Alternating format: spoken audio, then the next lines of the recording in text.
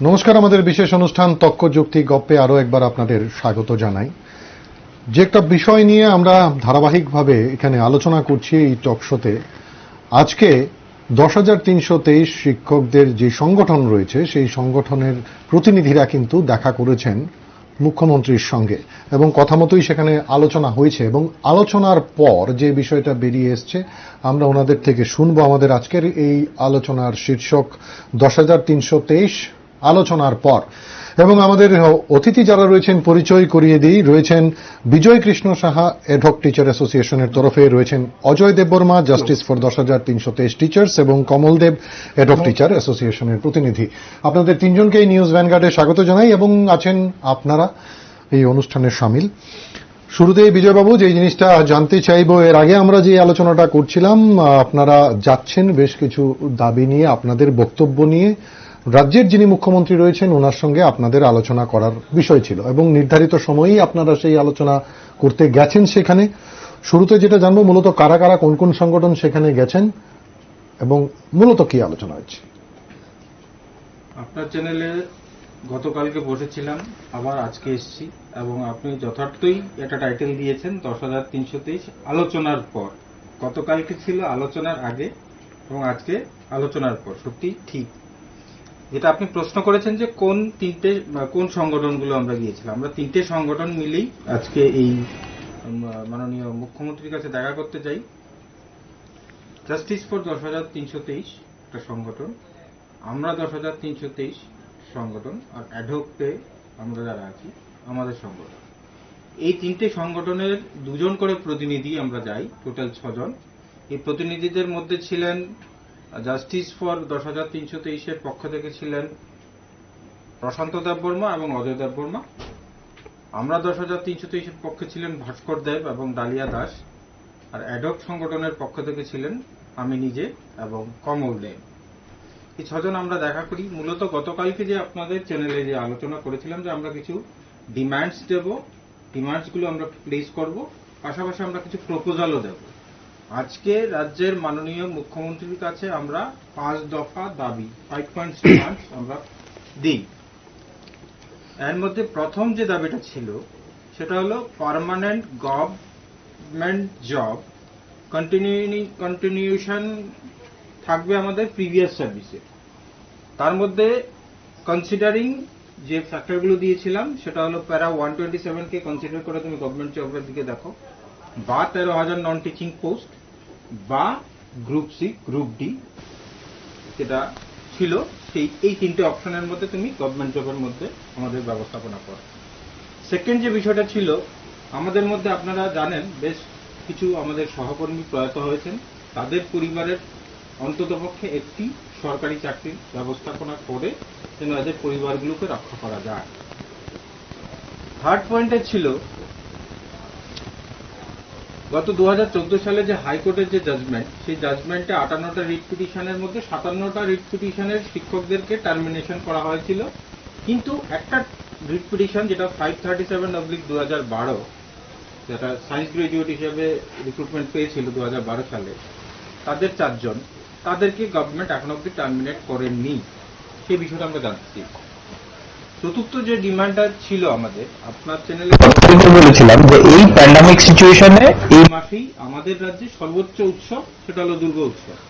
সেই জায়গায় দাঁড়িয়ে এই 10,323 পরিবার গত 6 মাস ধরে কোনো বেতন পাচ্ছে না। সুপ্রিম কোর্ট থেকে একটা জাজমেন্ট এসছে, কোথাও না কোথাও আমাকে একটা অল্টারনেটিভ এমপ্লয়মেন্টের কথা সুপ্রিম কোর্ট বলে দিয়েছে।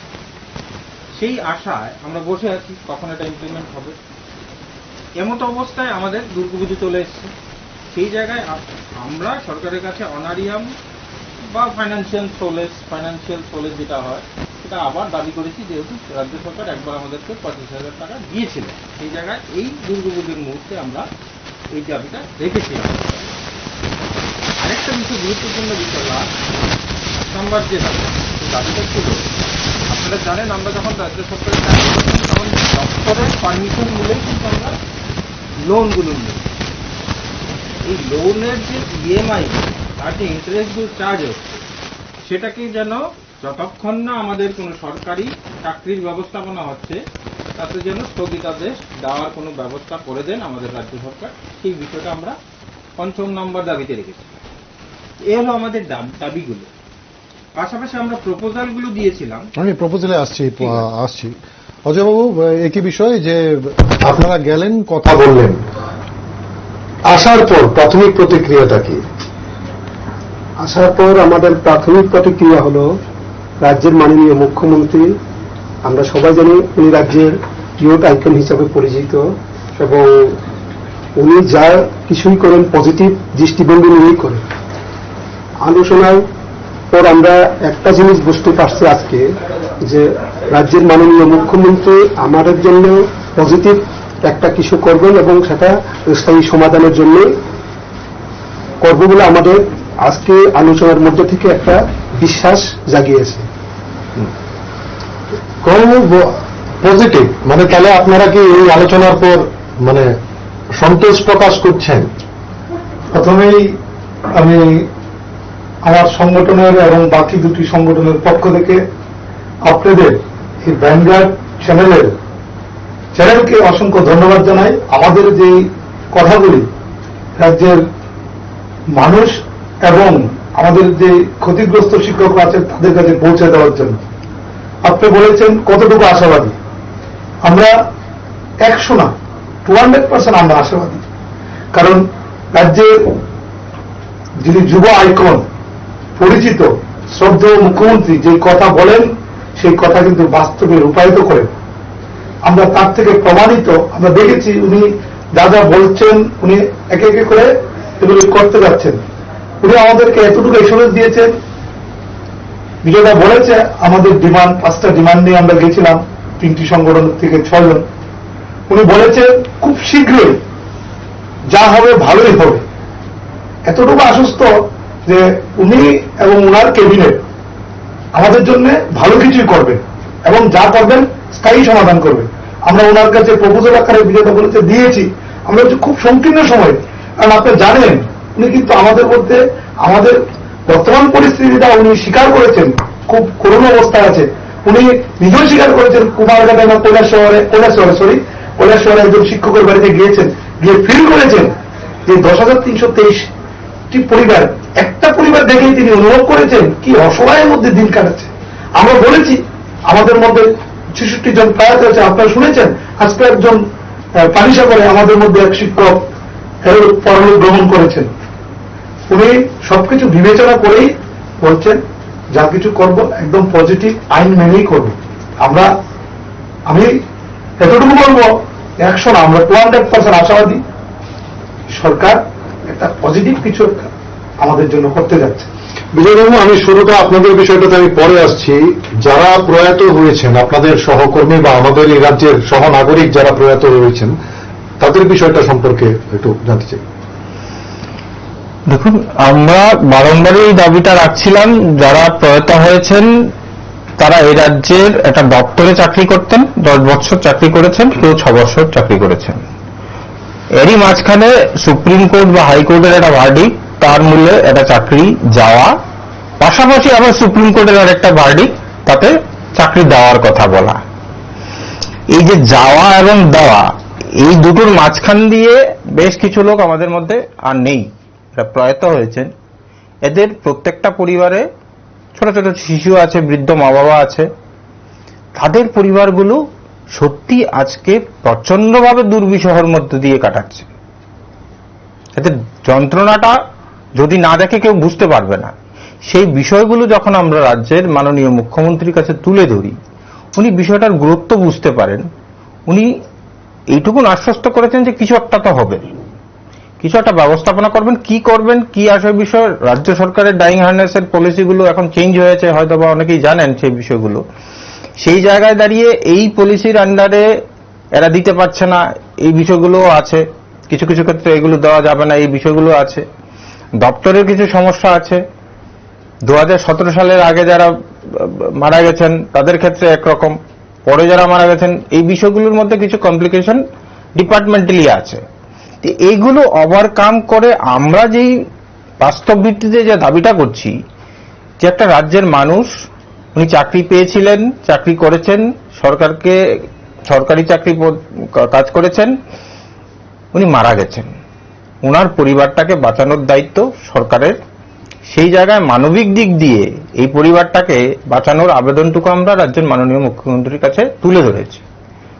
উনি পজিটিভলি চিন্তা করবেন এইটুকুন আশ্বস্ত তো অন্ততপক্ষে করেছেন উনি। আজকে দীর্ঘদিন ধরেই একদিকে আন্দোলন, মহাকরণ অভিযান, আমি পেছন দিকে আর যেতে চাইছি না অজয়বাবু, অনেক আন্দোলন হয়েছে। আজকে অনেকেই সোশ্যাল মিডিয়ায় দেখছিলাম যে আপনারা পোস্ট করছেন বা আলোচনা করছেন যে আজকের এই আলোচনা ইতিবাচক এক আলোচনা দিয়ে এই লড়াইটা শেষ হোক। আসলে আমরা আন্দোলন করি কি কারণে? আমরা আন্দোলন করি এই কারণে যে আমাদের আন্দোলনের একটা যৌক্তিকতা আছে।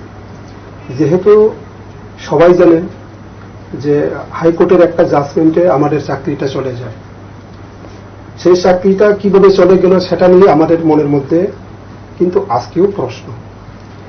যে আপনারা জানেন হয়তো বা যদি কোনো কর্মচারীর একদিনের বেতনে যদি কাটতে হয়, ওই কর্মচারীকে সুকস দিতে হয় যে কি কারণে ওনার বেতনটা কাটা হবে। কিন্তু আমার এমন এক বিরাট ঘটনা হয়ে গেল আমার জীবনে যে আমার চাকরি চলে গেল, আমার কোনো নোটিশ দেওয়া হয়নি। এটাই আমাদের জানার মূল বিষয়। কেন চলে গেল? যে আমার জীবনের যে আশাটুকু এটাই শেষ হয়ে গেল, কিন্তু আমার কোনো সময় নোটিশ করা হয়নি। যদি কোনো ব্যক্তিকে কোর্টে সাজা দিতে হয় তো আত্মপক্ষ সমর্থনের তো একটা সুযোগ দেওয়া দরকার, কিন্তু আমি তো আত্মপক্ষ সমর্থনের কোনো সুযোগই পেলাম না। এটার জন্য আমরা দীর্ঘদিন কি বাম আমলে কি বর্তমান জোট সরকারের আমলে এই প্রশ্ন আমাদের কোর্টে, আমাদের প্রশ্ন কোর্টও ঠিকভাবে সেইখানে বিচার করেনি। আমরা বলেছি যে 127 প্যারামূলে কিন্তু আমাদের চাকরি চলে যাওয়ার কথা না। 127 মূলে তখন দীপক গুপ্তার জাজমেন্টে পরিষ্কার লেখা আছে যাদের এগেন্সে এমপ্লয়মেন্ট পলিসি নিয়ে কেস করা হবে শুধু তাদেরই চলে যাওয়ার কথা। এটা আপনারাও জানেন বা আমরা রাজ্যের প্রায় প্রত্যেক মানুষই ওই ঘটনাটা জানে যে কতজনের বিরুদ্ধে তখন চ্যালেঞ্জ করা হয়েছিল। শুধুমাত্র 462 জনের নামের এগেন্সি চ্যালেঞ্জটা হয়েছিল, কিন্তু চাকরিটা চলে গেল আমরা সবার। সেই কারণে আমাদের এই আন্দোলন বা এই দাবি। যদি এটার মধ্যেও আর একটা প্রশ্ন, যে গতকালকে আমি আপনার স্টুডিওতে বলেছিলাম যে 2014 সালে প্রায় 80টা রিট পিটিশন হয়েছিল হাইকোর্টে, অনেকটা রিট পিটিশন বাতিল যায়, 58টা রিট পিটিশনকে তখন একসঙ্গে ক্লাব করে জাজমেন্টটা দেওয়া হয়েছিল। ওই জাজমেন্টে আমি বারবার এই কথাটা বলতে চাই বা বলি যে 537/2012 সায়েন্স এটি টিচার তাদেরও তো ছিল ওইখানে, কেন সেটাকে বাদ দেওয়া হলো? সেটা হচ্ছে আমাদের আন্দোলনের মূল বিষয়। যদি সত্যি সত্যিই তারা যদি এইভাবে থাকতে পারে, এখনো তারা কিন্তু টার্মিনেট হয়নি বা আমরা হয়ে গেলাম, যাদের নামে কোনো এলিগেশন ছিল না, কিন্তু তাদের তো সরাসরি ছিল। দীপক গুপ্তার জাজমেন্টে 47 নম্বর পেজে পরিষ্কার লেখা। এইতে চলে না যাওয়া, এটাই তো আমাদের মনের মধ্যে প্রশ্ন। যদি তারা যদি থাকতে পারে, তারা ডাইরেক্ট চ্যালেঞ্জ। বোঝা গেল। আমি যেটা বলছি যে এই যে আইনি লড়াই, আন্দোলন বা এই অভিযোগ, পাল্টা অভিযোগের মধ্যে আজকের এই যে আলোচনা, সেই আলোচনার পরিপ্রেক্ষিতে আপনিও কি পজিটিভ ভাইব্রেশন পাচ্ছেন? অবশ্যই, অবভিয়াসলি। কারণ রাজ্যের মাননীয় মুখ্যমন্ত্রী উনি নিজেই বলছেন যে আমি যা করি পজিটিভই করি এবং রাজ্যের উন্নতির সাথে আমি যা কিছু করি সেদিক থেকে উনি বলছেন যে আগামী 1-2 মাসের মধ্যে যা কিছু হবে পজিটিভই হবে। আইনি অনেক দিক আছে, এই নিয়ে বিস্তর আলোচনা হয়েছে, আইনজীবীরাও করেছেন, শিক্ষাবিদরাও করেছেন। এই সবকিছুর মধ্যে দিয়ে আপনাদের প্রপোজাল, যদিও কালকে আপনারা তো বলেননি আমাদের যে কি কি দাবি নিয়ে যাচ্ছেন, আমি পরে আসবো এই বিষয়টাতে। যেটুকুনি কথা বলেছেন বা আপনাদের কথাবার্তায় উঠে এসছে যে এখনো অনেক কিছু জটিল পরিস্থিতির মধ্যে দাঁড়িয়েও উনি বলছেন ইতিবাচক ভাবনা চিন্তা রাখছেন। এই ক্ষেত্রে অনেক লোক দেখছেন দাঁড়িয়ে, কি বলবেন? দেখুন, ম্যাটারটা জটিল হলো যদি ক্যাবিনেট সর্বদলীয় বৈঠক দেখে আমার মনে হয় না এটা কোনো জটিল ব্যাপার। আপনারা জানেন সমস্যা থাকতেই পারে, সমাধানটা যদি আমার সদিচ্ছা থাকে, মাননীয় মুখ্যমন্ত্রী বলছেন। আলোচনাটা তো শুরুই করলেন সদিচ্ছা দিয়ে, আবার সদিচ্ছা যদি করতে গেল। না না, সদিচ্ছা না, আমি বলছি সদিচ্ছা আছে ওদের হ্যাঁ। আমাদেরকে করার জন্য, সেটা বলছি। আপনি বলুন ব্যাপারটা কঠিন হলো ওনারা সমাধান করতে যাচ্ছেন, আমি সেই কথাটা বলছি। যেভাবে হোক ওনারা যেহেতু বলেছেন, আর আমরা লক্ষ্য করছি রাজ্যের মুখ্যমন্ত্রী যা বলেন সেটা করে দেখান, তাই এর পরিপ্রেক্ষিতে আমরা বলছি যে ওনার যে অ্যাসুরেন্স, সেটাকে আমরা সত্যি সত্যি আমরা খুশি আপ্লুত যে আমাদের স্থায়ী সমাধান অতি শীঘ্রই হচ্ছে। ছোট্ট একটা বিরতিতে যাব, বিরতির পর আসছি ফিরে এই আলোচনায়, সঙ্গে থাকুন। ফিরে এলাম বিরতির পর। বিজয়বাবু, কালকে তো অনেকবার বললেন না, এবার প্রপোজালগুলো বা দাবিগুলো, যেটা দাবিটা তো শুনলাম, এবার প্রপোজালগুলো। দেখুন, এই দাবি থেকেই তো প্রপোজাল হয়। আমরা যেগুলো বলছি এগুলো যে অযৌক্তিক নয় বা কি বলবো লিগেলি না, এরকম বলা যাবে না। আমরা লিগেলি কিছু পেপার সাবমিট করেছি। না, আপনারা কি দাবি এবং প্রপোজাল দুটো আলাদা আলাদা করেছি। এটার কোনো বিশেষ কারণ? বিশেষ কারণ আছে। আমি দাবি করলে তো হবে না, সরকার কিভাবে করতে পারবে তার তো একটা যুক্তিকতা থাকতে হবে, তার একটা লিগ্যাল পয়েন্ট অফ ভিউ থাকতে হবে। দাবির পক্ষে যুক্তি দাঁড় করিয়েছেন? ইয়েস। আচ্ছা, এই দাবির পক্ষে এই যুক্তিগুলোকে আমরা দাঁড় করিয়েছি, যেটা আপনি ধরুন 13,000 পোস্ট নন টিচিং, যে সেগুলোর ক্ষেত্রে আমরা দাবিগুলো যে করেছি যে আপনি আমাকে 13,000 পোস্ট দিন। কেন দিন? আমি তো দাবি করতেই পারি, রাজ্য সরকারের কাছে অনেক কিছু দাবি করা যায়, কিন্তু কেন এটা দেওয়া যাবে? অনেকে তো বলছে না এটা দেওয়া যাবে না। কেন দেওয়া যাবে? যেমন ধরুন আজকে এই মাননীয় মুখ্যমন্ত্রীও সেই কথাটা বলছিলেন যে এটা তো 1 বছর হয়ে গেছে, পোস্টগুলো অ্যাবলিশ হয়ে গেছে। তাহলে এটা যে 1 বছর হলে পোস্টগুলো অ্যাবলিশ হয় না বা হবে না এই ক্ষেত্রে, আর যদি হয় সেক্ষেত্রে যে ক্যাবিনেট সিদ্ধান্ত নিয়ে এগুলোকে রিভাইভ করতে পারে, সেই বিষয়গুলো আমরা তুলে ধরেছি। তার জন্য কিছু ডকুমেন্টেশন দরকার আছে, সেগুলো আমরা সাবমিট করেছি মাননীয় মুখ্যমন্ত্রীর কাছে। সেকেন্ড বিষয় হলো আমরা এই যে পয়েন্টটা বলেছি গভর্নমেন্ট জব, পার্মানেন্ট জবের মধ্যে কি কি আসে, প্যারা 127 এর সপক্ষে আমরা বেশ কিছু পেপার দিয়েছি, যেগুলো হয়তোবা অনেক মানুষই জানে না। 10,323 বিষয়টা হয়তো মুখে শুনেছে, কিন্তু বাস্তবে কোর্টের কাগজে, পেপারের কাগজে এগুলো কি আছে সেগুলো হয়তোবা নেই সবার কাছে। এই পেপারগুলো আমরা আজকে রাজ্যের মাননীয় মুখ্যমন্ত্রীর হাতে তুলে দিয়েছি প্রপোজাল আকারে, যে আপনি এইভাবেও করতে পারেন, কারণ এই জায়গার মধ্যে এই জিনিসগুলো হয়ে আছে। এই পেপারগুলো কি দিয়েছি সেগুলো হয়তো আপনার চ্যানেলে আমি ডিসক্লোজ করব না, যেহেতু এটা রাজ্যের মাননীয় মুখ্যমন্ত্রীকে আমরা সিক্রেটলি দিয়েছি জিনিসগুলো। এই বিষয়গুলো আছে। এবং গ্রুপ সি গ্রুপ ডির ক্ষেত্রে যে বিষয়টা খুব ইম্পর্টেন্ট, রাজ্যের ক্যাবিনেট যেটা একটা সিদ্ধান্ত নিয়েছে, আপনার চ্যানেলেই গতকালকে আমি বলে গিয়েছিলাম যে আমাদের যে সমস্যাগুলো হচ্ছিল সেটা হলো যে আপনি ফেজ ওয়াইজ বলেছেন, সেক্ষেত্রে আমাদের সমস্যা আছে, এবং সেটা আমরা কনভিন্স করতে পেরেছি রাজ্যের মাননীয় মুখ্যমন্ত্রীকে। এই বিষয়টা কনভিন্স করতে পেরেছি যে আমাদেরকে যদি চাকরি দেন আপনি এই জায়গাতে এইভাবে না হয়, আপনি একত্রিতভাবে একসঙ্গে 10,323 একটা ব্যবস্থাপনা করুন।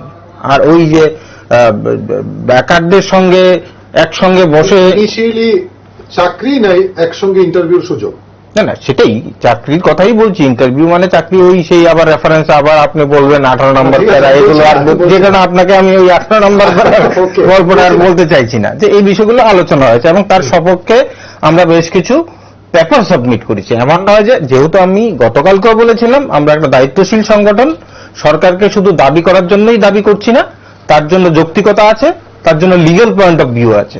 এবং যে কারণে রাজ্যের মাননীয় মুখ্যমন্ত্রী বলেছেন আপনারা যেগুলো দিয়েছেন সেগুলো আমি আমার অফিসারদেরকে নিয়ে বসে কথা বলতে হবে। এগুলো ফেলে দিতে পারেননি কিন্তু উনি।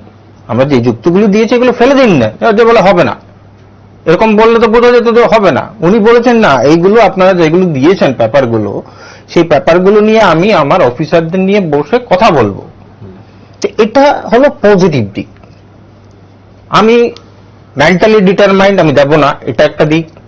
আর আমি চেষ্টা করব আপনাকে যদি দেওয়া যায়, আপনি যে পেপারগুলো দিয়েছেন, আমরা যেহেতু একটা দায়িত্বশীল সংগঠন এবং এত মোটা একটা ফাইল আমরা সাবমিট করেছি, আমার মনে হয় না ত্রিপুরা রাজ্যের কোন সংগঠন এখন অব্দি কোন সরকারের কাছে এইভাবে প্রপোজাল এবং ডিমান্ড সেপারেটলি এবং প্রপোজালের এগেনস্টে কোনো পেপার সাবমিট করছে, এরকম হয়নি।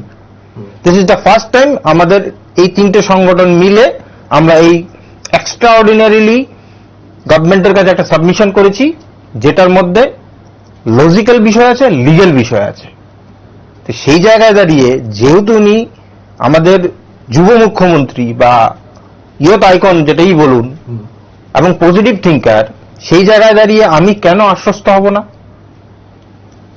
থার্ড পয়েন্ট যে বিষয়টা খুব ইম্পর্টেন্ট এবং মনে হচ্ছিল, আমরা যে ডিসকাশনটা করছিলাম, আপনার চ্যানেলেও গতকালকে বলে গিয়েছিলাম যে আউটসোর্সিং এর বিষয়টা, এই বিষয়টা নিয়ে বিস্তারিত আমরা আলোচনা করেছি। আউটসোর্সিং হলে আমাদের কি কি সমস্যা হতে পারে এবং আমরা 10 বছর চাকরি করার পরে কি আউটসোর্সিং এ যাওয়ার পজিশনে আছে কিনা, এবং সুপ্রিম কোর্টের ভার্ডিক্ট পাশাপাশি আমার মনে হয় আমরা রাজ্যের মাননীয় মুখ্যমন্ত্রীকে কোথাও না কোথাও এটা কনভিন্স করতে পেরেছি। এর বাইরে গিয়ে আমি আপনার চ্যানেলে কিছু বলতে পারবো না। আচ্ছা, এর বাইরে আমার একটা গন্ডি আছে, আমি ওই গন্ডিটা ক্রস করতে চাইছি না। জাস্ট আপনাকে বোঝার স্বার্থে, রাজ্যের 10,323-এর স্বার্থে আমি বলার চেষ্টা করছি যে আমরা হয়তোবা কোথাও না কোথাও রাজ্যের মাননীয় মুখ্যমন্ত্রীকে এই আউটসোর্সিং এর বিষয়টা বোঝাতে পেরেছি। এর বাইরে আর কিছু বলবো না। ঠিক আছে অজয় বাবু, এবার বিজয় বাবুর কথার থেকে যেটা বুঝলাম, কত মোটা কাগজ জমা দিয়েছেন জানি না, কিন্তু দেখে যেটা মনে হচ্ছে যে এই যে বিষয়গুলো ডেফিনেটলি এগুলো বুঝতে বা পড়তে বা আপনারা যেটা বোঝাতে চাইছেন সেটার আইনগত দিক কতটা সঠিক, কতটা রাজ্য সরকার করতে পারে, এটা সময়ের তো দরকার। সেই সময়টা কি তাহলে আপনারা দিচ্ছেন বা সেই সময়টা চাওয়া হয়েছে? দেখুন, সময়টা কিন্তু আমরা দেইনি। সময়টা মুখ্যমন্ত্রী নিজেই বলেছে।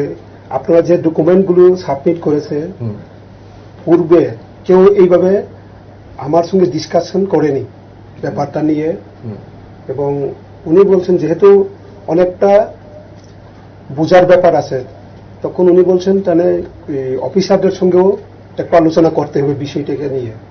কারণ আমরা যে ডকুমেন্টগুলি সাবমিট করেছি সেটা কিন্তু যুক্তিসঙ্গত।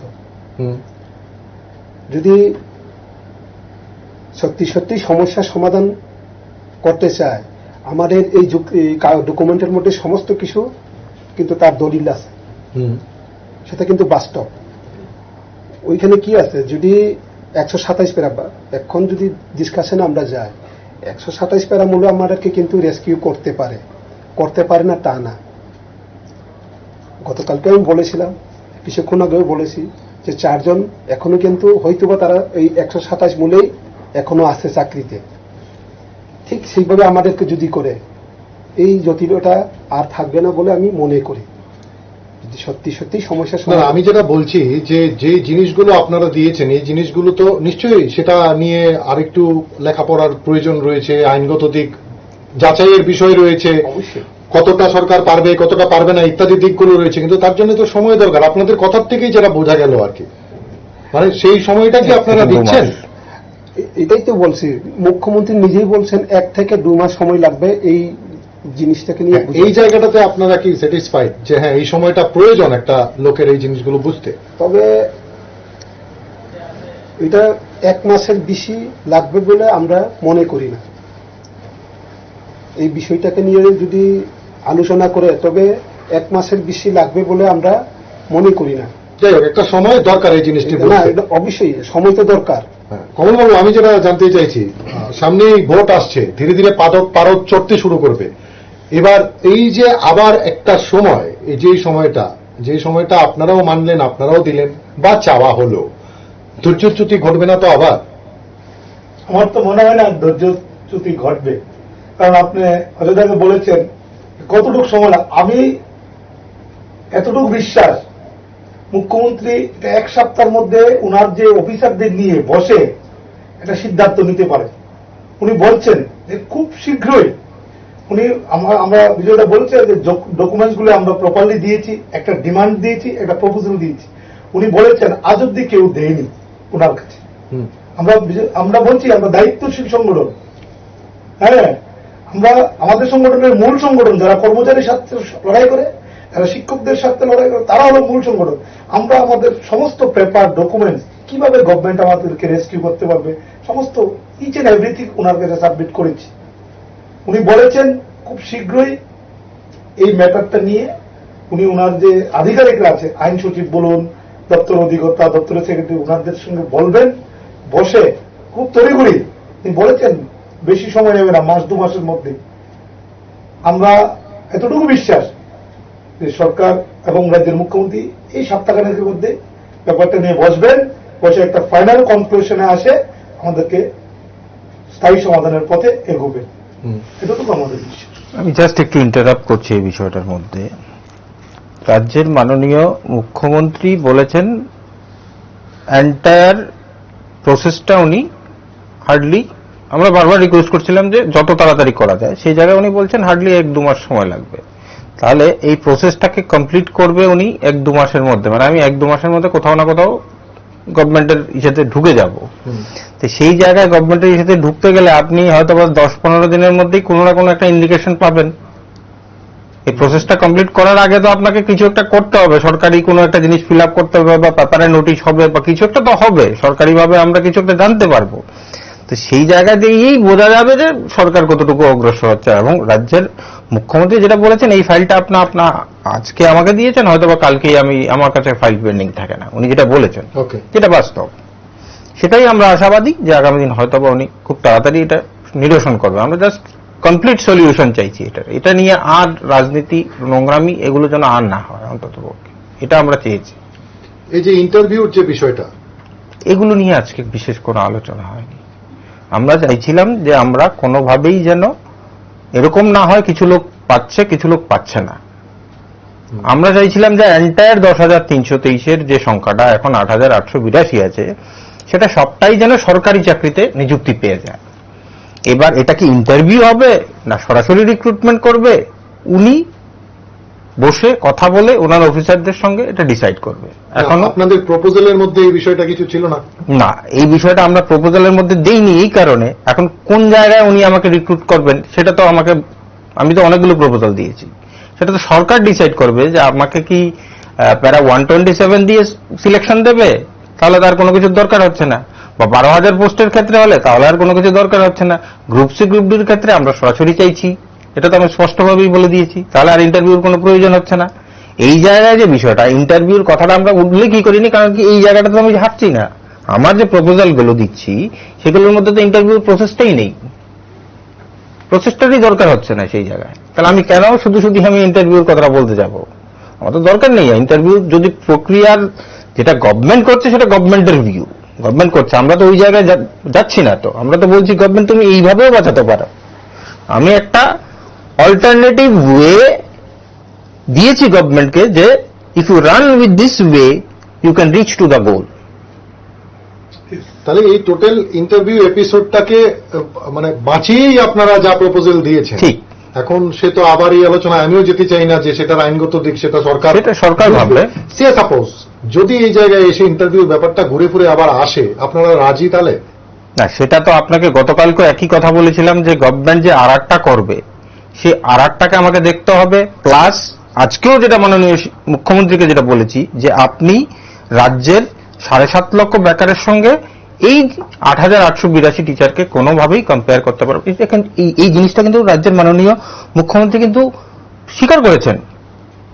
ওই যে কথাটা বলেছিলাম যে 21 বছরের একটা ছেলের সঙ্গে আমি 45 বছরের একটা লোকের কম্পারিজন করতে পারি না, দিস ইজ সায়েন্স। সায়েন্সকে কেউ অস্বীকার করতে পারে না। ইনি কিন্তু এই বিষয়টাও স্বীকার করেছেন, যে কারণে উনি বলেছেন যে অফিসারদের সঙ্গে কথা বলে যেটা ম্যাক্সিমাম করার, যেটা ম্যাক্সিমাম যাওয়ার সেটাই যাবেন, এবং সেটা করে এটার কনক্লুশন টানবেন উনি। সেই জায়গায় আমরা আশাবাদী। যেহেতু আমি আমার বক্তব্যটা কখন পজিটিভ মনে করব, আমি যাকে বলছি উনি যদি সম্পূর্ণটাই নেগেটিভ বলে দেয় যে না এটা হবে না,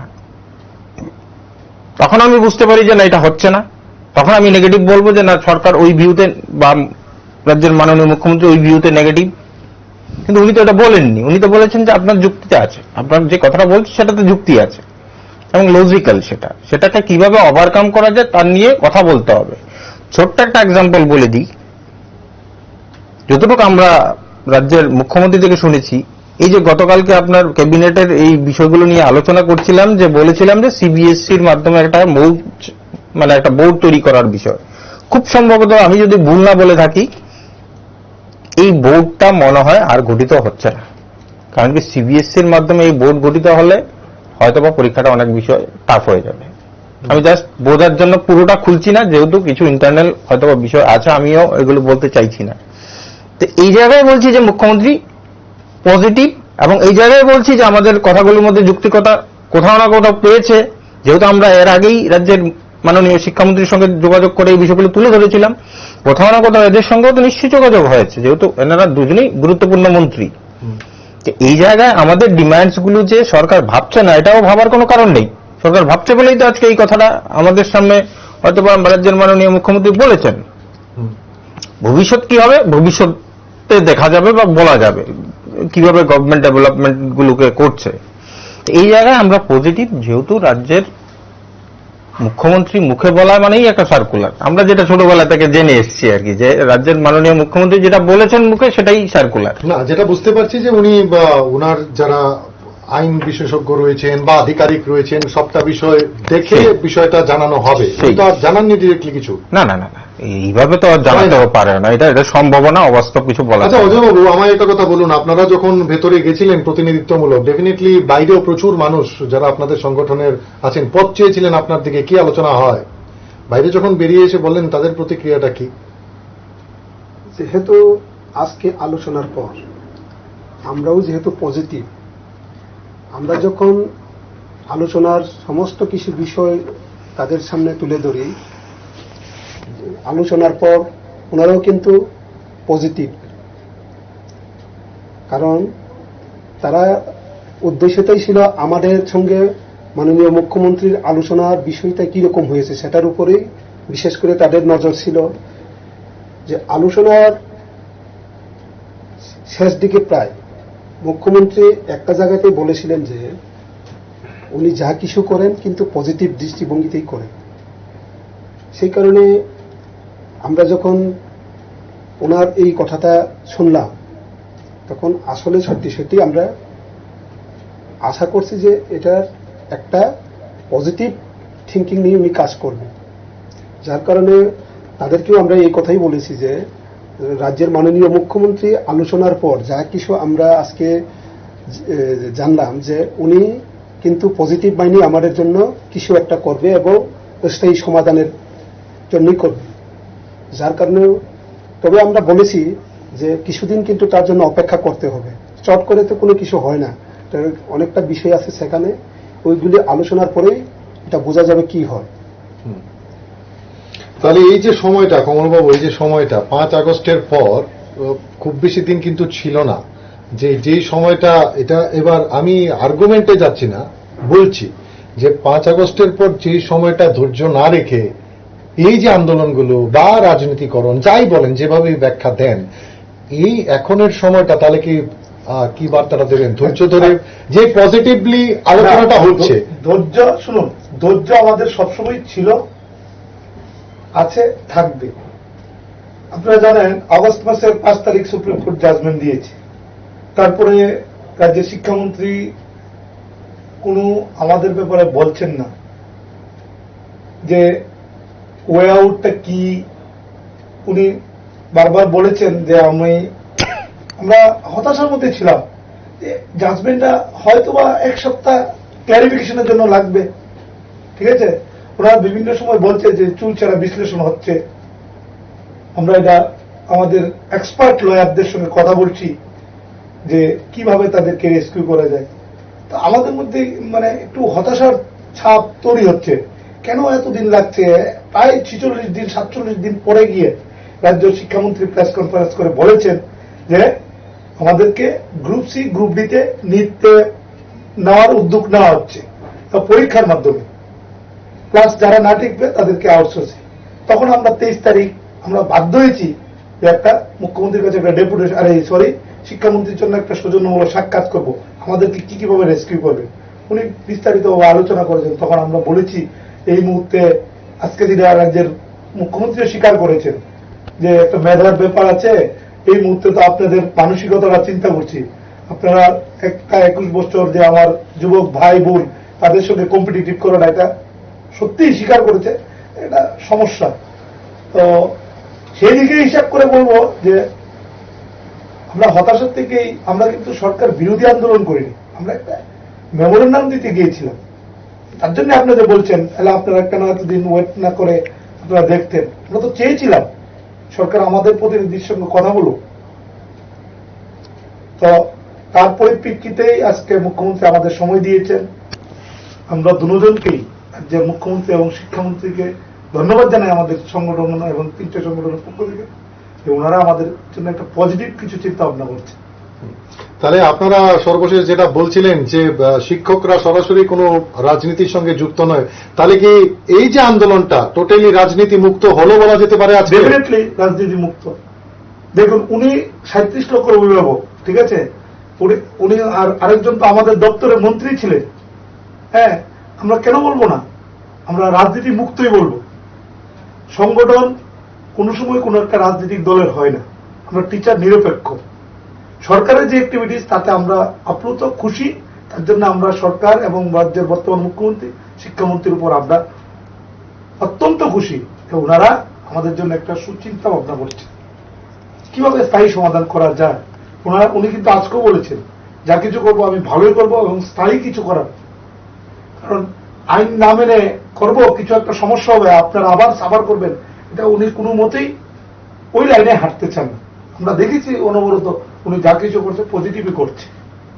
আমরা আশাবাদী এবং আমরা বাইরে এসেছি আমাদের সাংবাদিক বন্ধুদের সঙ্গে আমরা বলছিলাম, আমাদের সহকর্মীরা অত্যন্ত খুশি আজকে ওনার এই বক্তব্য আমাদের মাধ্যমে ওনাদের কাছে আমরা বলেছি যখন, তো ওনারা অত্যন্ত খুশি।